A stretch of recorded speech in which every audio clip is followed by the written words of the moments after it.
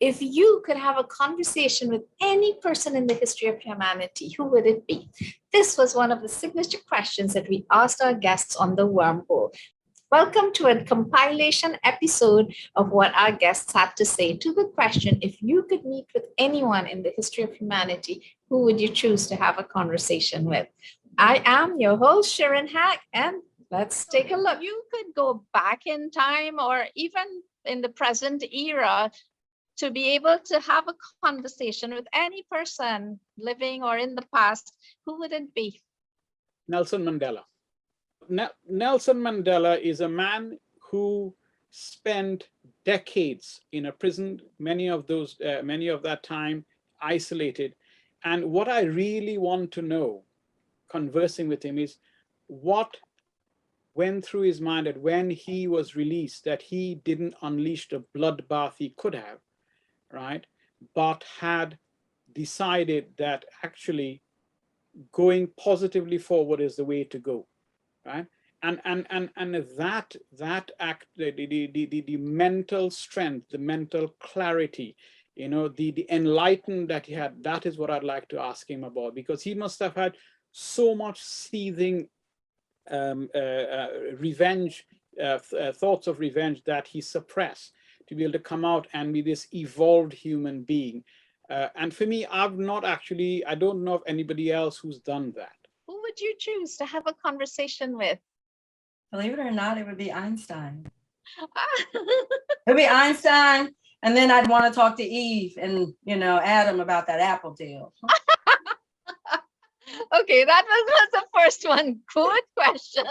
And do use your telepathy to let me know what they said. Telepathy before I talk to Einstein to see what we missed out on with him. But I want to go back to Adam and Eve and see who really touched that apple. But if I could travel back in time and give myself advice, that would be great. I would avoid certain mistakes I've made in life. And I would explain to myself what really is important, because certain things I didn't really understand until much later in life. In fact, some of my views now have been influenced by my kids. They've been the ones. I have a son and a daughter, and both of them have influenced how I see things, because they see things in a different way, and they were able to show me that. If you could have a conversation with any person in the past, living, dead, who would it be? I've always admired Mother Teresa. She did a lot of work for the poor, and she was perseverance. Her perseverance was very, very admirable with all the challenges that, not one person could face, but she still did it. So that would be a person I would love to talk to and have some lengthy conversation. So, as we're talking about the past, if, say, going through the wormhole, if one could, and we could bring back anybody, living or dead, or scientist or otherwise, who would you like to meet and have a conversation with? I will choose Pierre Curie and Maria Sklodowska, because of their commitment and the hard work they did in their time. They don't have time for me, but at least I will try to help them with a pitch blend they use for the discoveries, and I will be I will be happy if I will, one of the technicians in their laboratory will be more than fine to me. I mean, it's a piece of history, and to be honest, it's inspiring. It's inspiring to me that the dedication, their hard work, and the commitment with the science, for the both of them. It was fantastic, and to be honest, it's a truly inspiration in their work. Could, again, the wormhole concept comes up, could go through a wormhole through time and space if possible, and have a conversation with anyone in the past, living, dead. Who would you like to have a conversation with?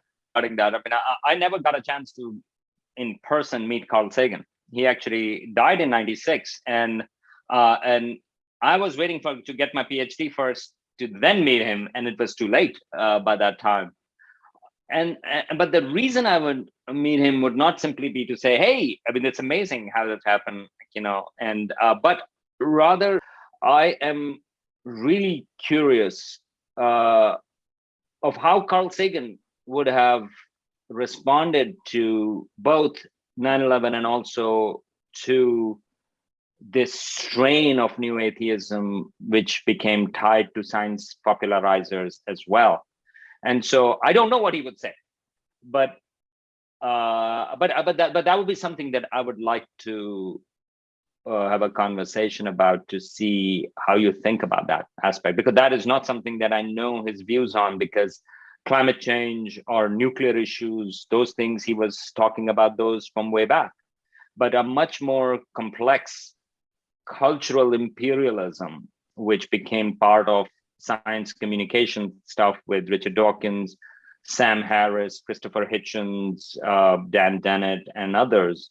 I think that was a very particular type of thing which split up science communication community as well. So I would have liked to know how Carl Sagan would think about that. Would there be any scientists that you would love to have a conversation with? There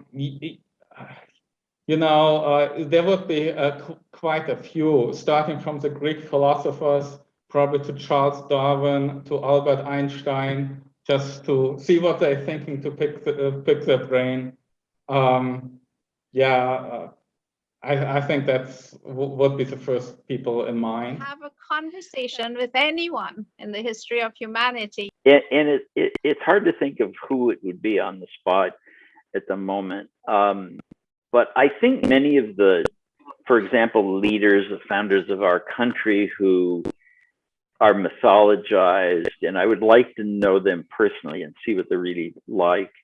Abraham Lincoln is a big hero, is an important president in our history.